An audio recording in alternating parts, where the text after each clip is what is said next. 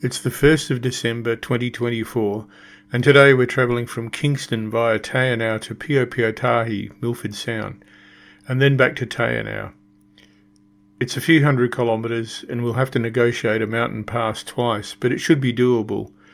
We have a trip by boat on Milford Sound, and once back in Te Anau we have another shorter trip to round off the afternoon.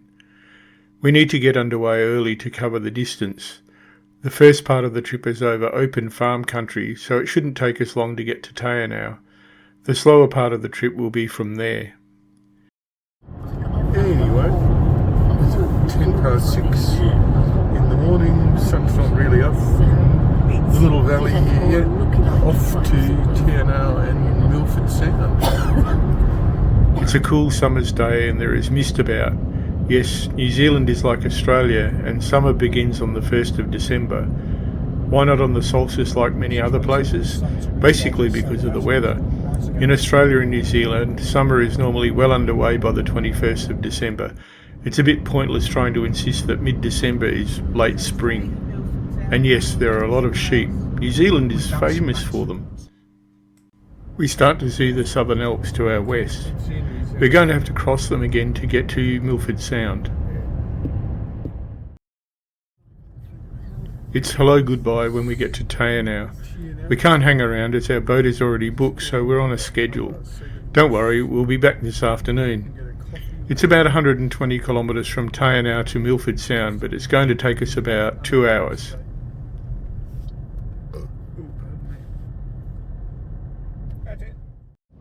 That's the valley of the Eglinton River, and we follow that to get up over the Alps.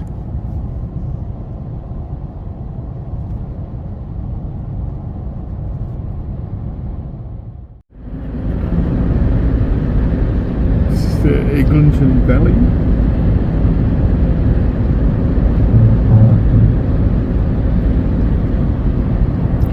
Sorry to keep panning in the same direction all the time.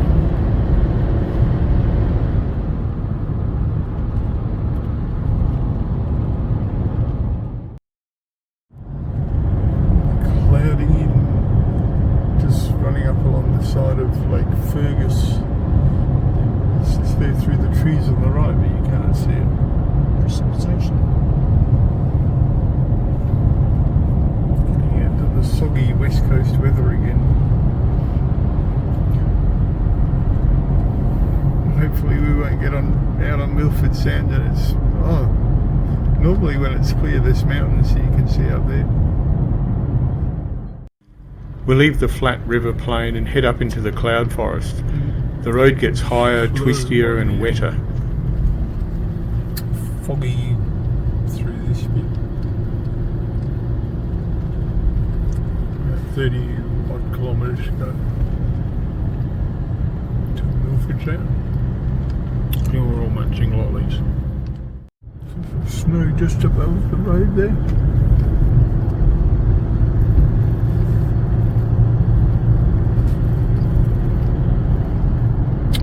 Sort of scenic area with the river on the right there, but you can't stop because of rock falls.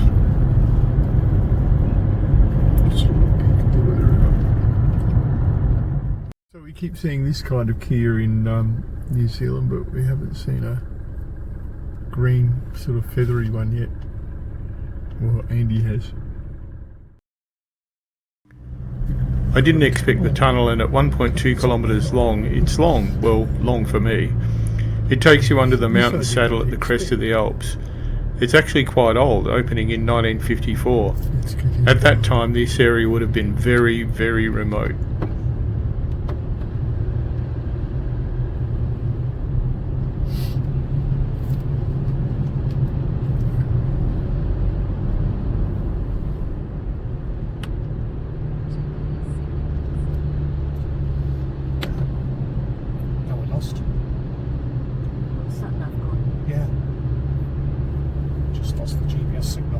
Yeah, I think if you just stay on this road, you'll be right. You reckon? Yeah. So I've not turned off one now.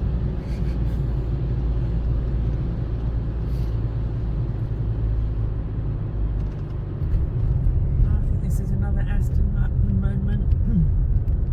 Aston Martin moment? Yeah, coming out of the tunnel in an Aston Martin. Aston Martins, did they really do that tunnel thing? That's a creek, isn't it? Or travels. We head down the Cleddau Valley towards the west coast. Okay. I love these fast-flowing mountain rivers through the lush rainforest. Done that one. Been there, done that.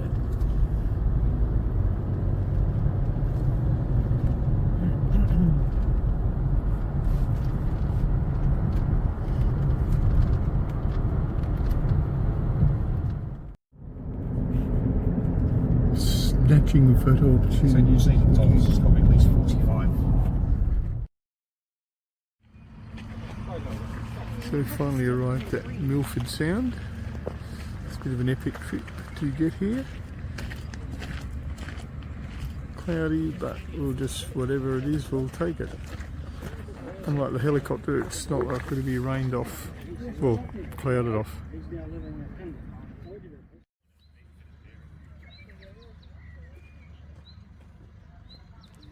We eventually arrive at the Milford Sound Park Station, which is at the inland end of the sound. We grab a coffee and a snack, and then we have to make our way around to the cruise boat terminal, which is about 1 kilometre away. This is the cruise terminal for the boat trips on Milford Sound. So again, this is one of the most touristy spots in New Zealand, so come here, you've got to see it. Just trying to work out which boat is ours. It might be that one.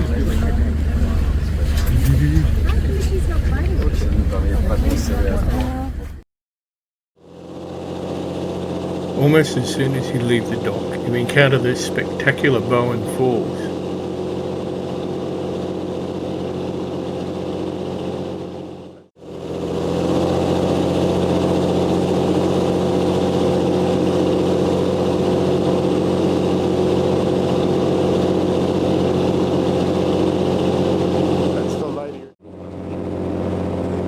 Kayaking on the sound. I'm not going to do that because of my icky hip.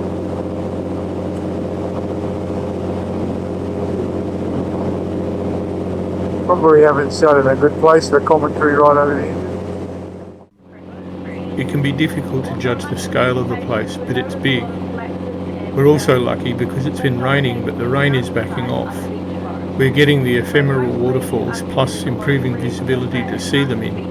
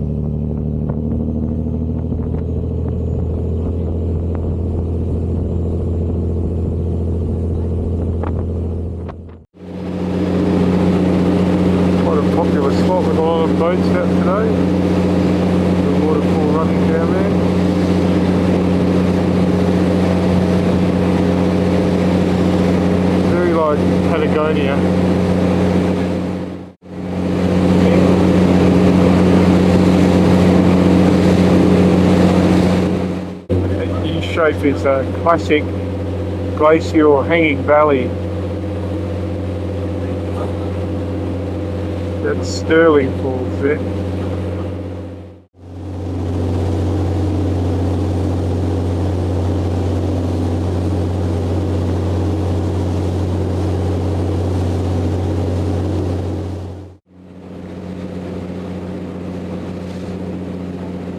Boats give you the scale of the valley. I can hold it still.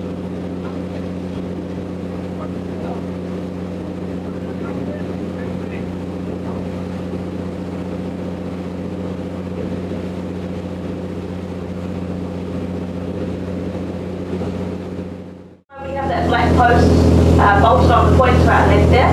That is a wind meter or anemometer that records all of the wind speeds as they pass through here and report them back to us.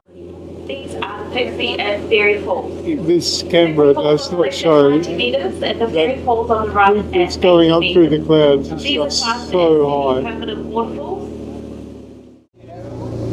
Some of the aforementioned ephemeral waterfalls. These only run after rain.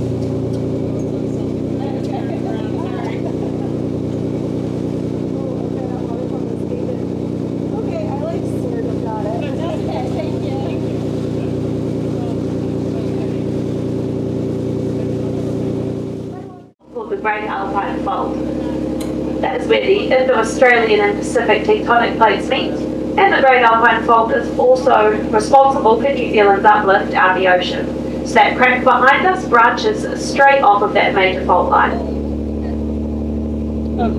Wait, which one is it? Right there? This is pretty much the entrance to Milford Sound. This is the Tasman Sea ahead of us.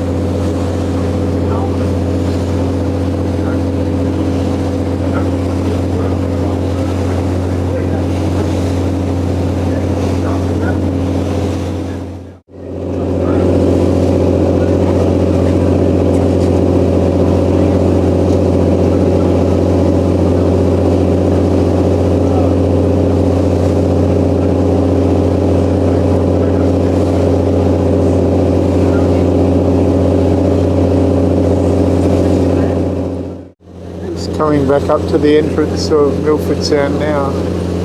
It's very difficult to see from the ocean when you approach it from the north.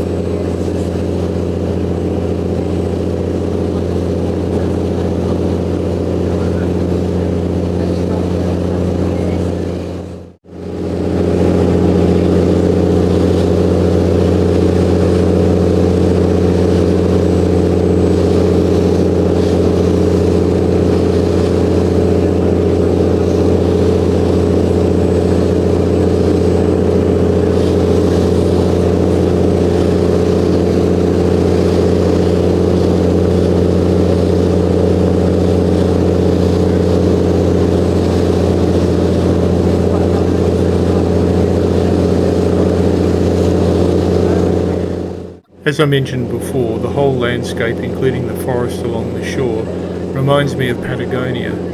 I know that Tasmania, New Zealand and southern South America have a shared geological and biological history, but the similarity is striking.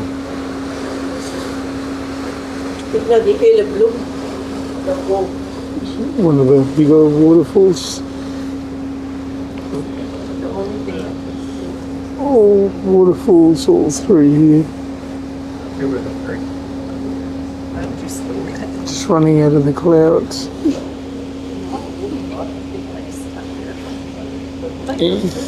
Floating away.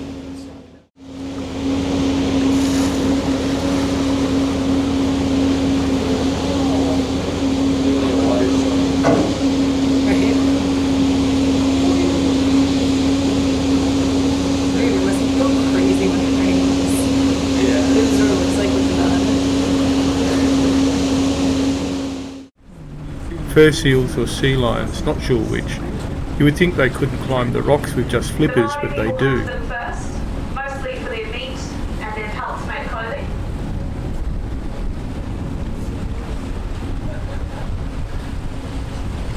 They also use the teeth to make fish hooks.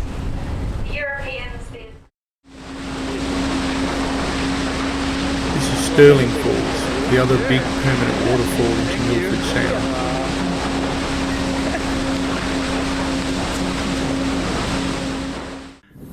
The force of the water creates quite a wind near the waterfall.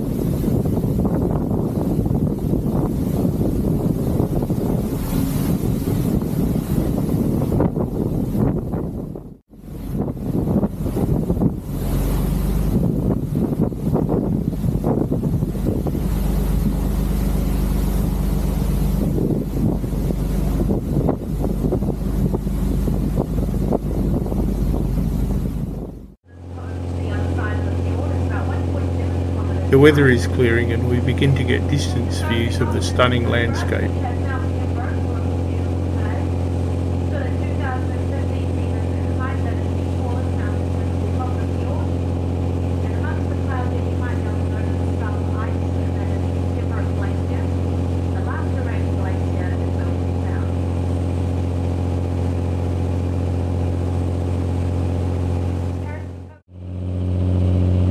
Mitre Peak, one of the landmarks of Piopiotahi, Milford Sound, begins to reveal itself. Another close view of Bowen Falls as we head back.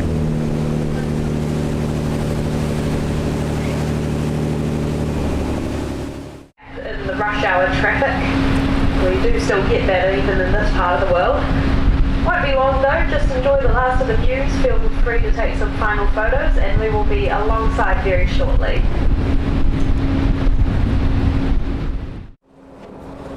A classic view back down the Sound to Mitre Peak.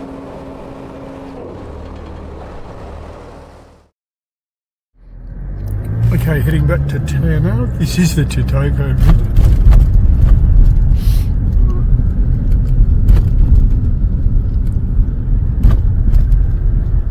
The clouds have lifted somewhat to reveal that the mountains.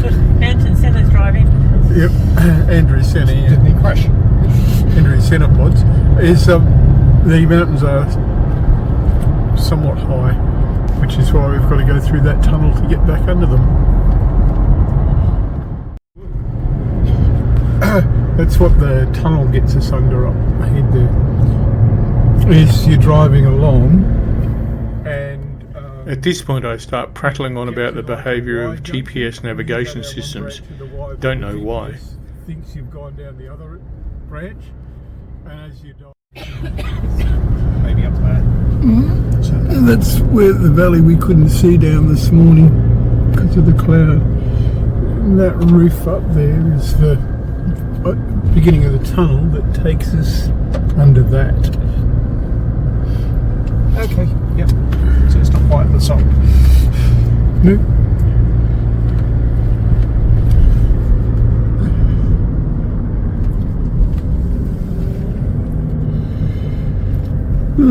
Waterfall there. What a view.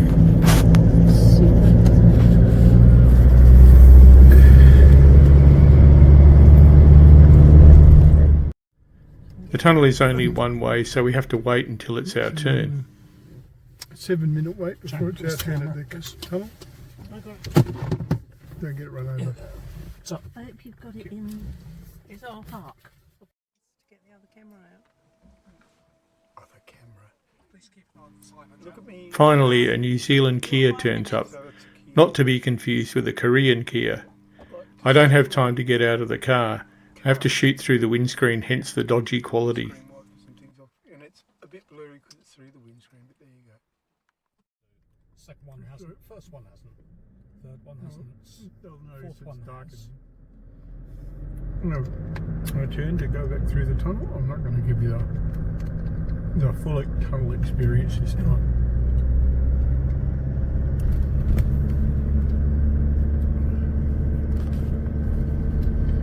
See you on the other side, as they say.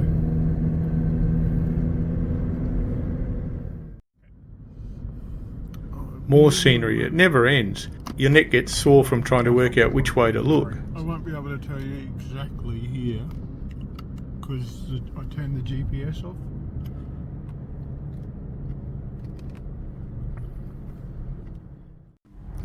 While we are looking at scenery, I need to point out that there are several other fjords in this corner of New Zealand, but there's no road access. The options are visit by boat or float plane for a quieter appreciation of the wilderness. Doubtful Sound is said to be among the best. Iceland and non-exposure. That'd be daft. That was. Back in Te Anau, and we aren't finished for the day yet. We have a visit to a glowworm colony. Here's our boats coming in to take us across to the glowworms. So I'm not allowed to take pictures at the glowworm, so we'll have to sort of go without you. Already had dinner. I had a seafood chowder, very nice. Mountain range, there's a very special track up there named the Piopiotahi track.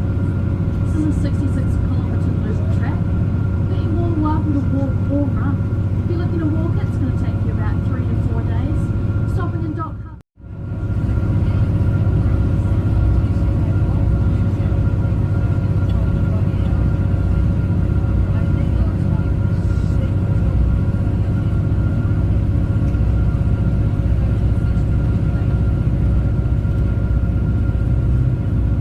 So we are currently passing these dome-shaped islands. Now when the glacier was carving out when the glacier was carving out Lake Te Anau, it hit this hard metamorphic rock. And unfortunately it couldn't carve through it. So here's where I have to leave you. I'll report back when we're done.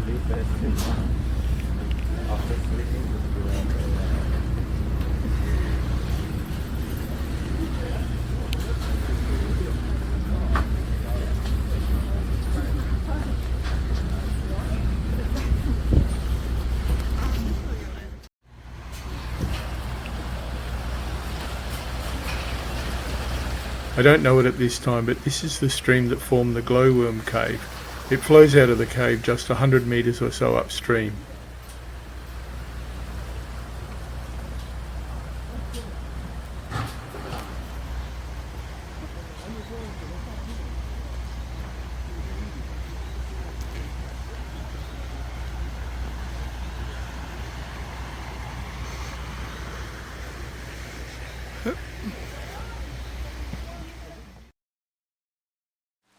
The glowworm caves don't allow photography inside. I think mainly because people don't turn off their camera and phone flashes, and the glowworms don't like it. The result is that I have no footage to share of the experience. I'll leave some links in the description. So what's it like? The cave has a fast-flowing underground river running through it with rapids and cascades as it makes its way from one level to another. This area is well but dimly lit. You can see your way around very much like most active tourist caves. Then comes the interesting part. You have to get into a small boat to access the pitch-dark caverns where the glowworms live. The boats bump along the narrow river in the darkness. You're well advised to keep your hands inside to stop them being trapped between the side of the boat and the cave wall. And in the few minutes it takes to get to the glowworm caverns, your eyes adjust to the dark. So when you get there you can see the faint blue light immediately. Several times over the rushing of the water I thought I heard somebody say, "My precious." The glowworms look like this, only there are hundreds of them. I've had to use a stock image since I have none of my own. This is another stock image taken in a different location at Waitomo. So we're out, we made it. Didn't meet Gollum. No, I didn't see Gollum. It felt like Gollum. Saw a fish in there about 1.5 meters long, but it was an eel. But yes, the glowworms are fascinating. There's lots of very active running water through that cave. It's estimated to be about 12,000 years old. Shame you couldn't see it. You have to go to come to Te Anau to see it for yourself. We're just going to do a little loop walk and then have a coffee, and then that'll be it for the day. Do some like walking, so in the video I can do a fade out. Okay, like I know I said about the fade out earlier on, but just add a little bit now that I know more. This stream here, this is the stream that runs through the cave, and it actually comes from a hanging lake way up the side of the mountain there.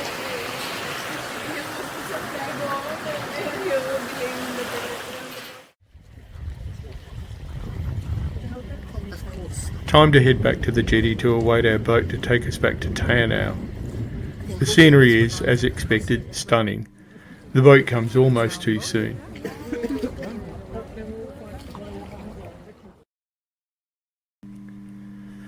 Tomorrow and the following day are relocation days. We'll head around the south coast to Dunedin and then on to Christchurch the day after to complete this first leg of the trip. But we aren't over with the South Island yet. We'll explore Christchurch a bit more and then swap modes of transport to rail as we head up the coast for more nautical adventures and scenery. Hope you enjoyed this video. Could I have a like please if you did, and we'll see you next time. Thanks.